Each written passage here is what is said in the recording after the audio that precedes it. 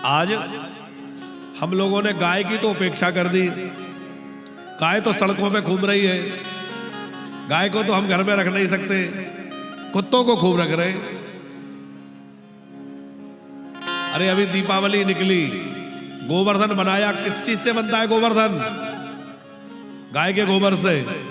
आप विचार करो, जब गैया नहीं होगी, गोबर नहीं होगा, तो गोवर्धन किससे बनाओगे?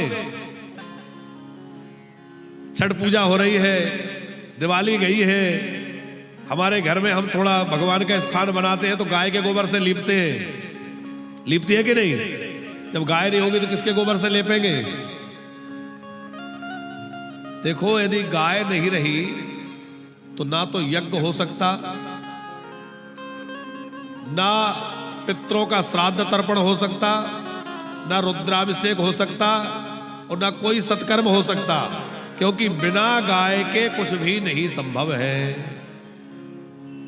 विष्णुदेव जी गर्भाधान संस्कार से लेकर के अंतिम संस्कार तक जितने भी संस्कार हैं, सारे संस्कारों में गाय की उपयोगिता है। बिना गाय के कोई संस्कार पूरा नहीं होता। जब बच्चे का जन्म होता है तो गौदान कराया जाता है, बच्चे का जनेऊ होता है, गौदान होता है, शादी ब्याह होता है तो गौदान होता है कि नहीं? आप लोगों के इधर होता है?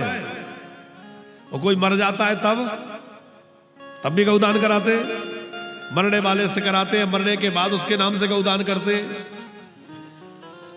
अब आप विचार करो, जब गाय होगी ही नहीं तो किससे गौदान कराओगे और कैसे गौदान होगा?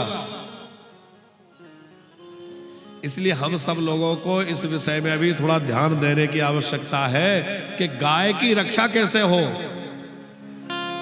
एक तो हम सब मिलकर के एक आवाज उठाएं, अभी अनुकूल वातावरण है, आवाज उठाएं कि गाय को राष्ट्रमाता घोषित करी जाए, गाय हमारी राष्ट्रमाता घोषित हो।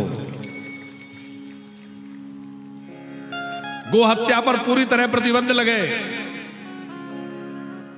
कितनी बड़ी संख्या में गो हत्या हो रही है, गाय का रक्त भूमि पर गिर रहा है। हम लोग भागवत कर रहे हैं, यज्ञ कर रहे हैं, वो सब निष्फल हो रहे हैं। क्यों? क्योंकि ये पृथ्वी गो हत्या के अपराध से दूषित हो गई है। इसलिए हमारे यज्ञ अनुष्ठान सफल नहीं हो रहे। पहले गाय की रक्षा हमें करने की आवश्यकता है।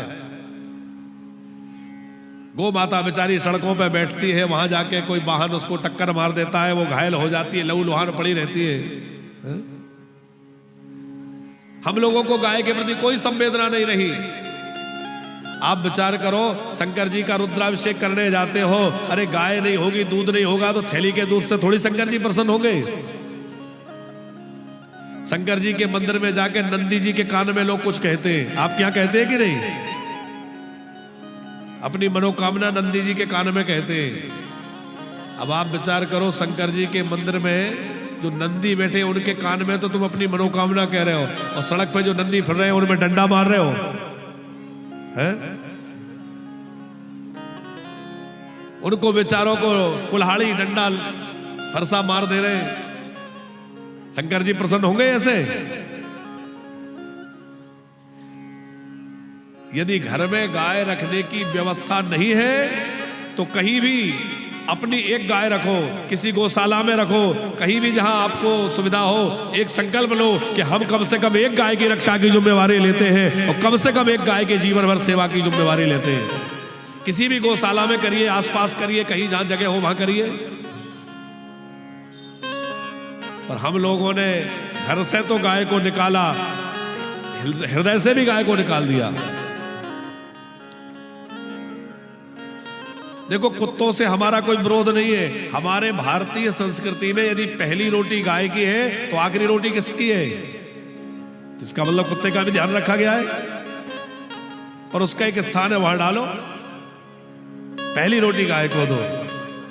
एक महात्मा जी हंसा रहे थे, बोले आजकल तो ना गाय की ना कुत्ते की, सब अपने ही पा रहे। पहली रोटी किसको खिलाते हैं? आजकल तो ये हो गया कि जैसे ही रोटी बनना शुरू हुआ तो पहली रोटी पतिदेव को।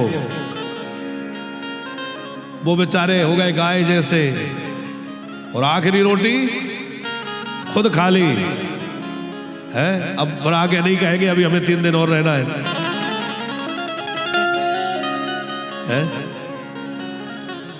ऐसा मत करो, गाय की रोटी गाय को खिलाओ, कुत्ते की रोटी कुत्ते को खिलाओ, अपना अपना अधिकार सबको दो।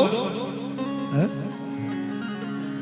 तो हम आपसे कह रहे हैं कि गौ माता की सेवा करो। गौ माता नहीं होगी तो कहां से दूध मिलेगा, कहां से दही मिलेगा, कहां से घी मिलेगा, और ना रुद्राभिषेक हो सकेगा, ना यज्ञ हो सकेगा, ना अनुष्ठान हो सकेगा, कुछ नहीं बचेगा। और जब ये सब समाप्त हो जाएंगे तो देवता भी निर्बल हो जाएंगे और भैया पर हमारे तमाम उपद्रव प्रारंभ हो जाएंगे, राक्षसों का बल बढ़ जाएगा।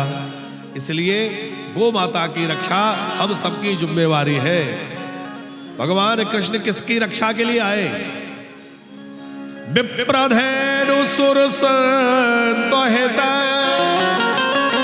लीला पडोज अवतार। गाय के लिए, विप्र के लिए भगवान देवताओं के लिए आते हैं। तो देवताओं का बल भी किससे बढ़ेगा? गाय से। संतों का संतत्व भी स्थिर रहेगा गाय से। ब्राह्मणों का ब्राह्मणत्व भी रहेगा गाय से।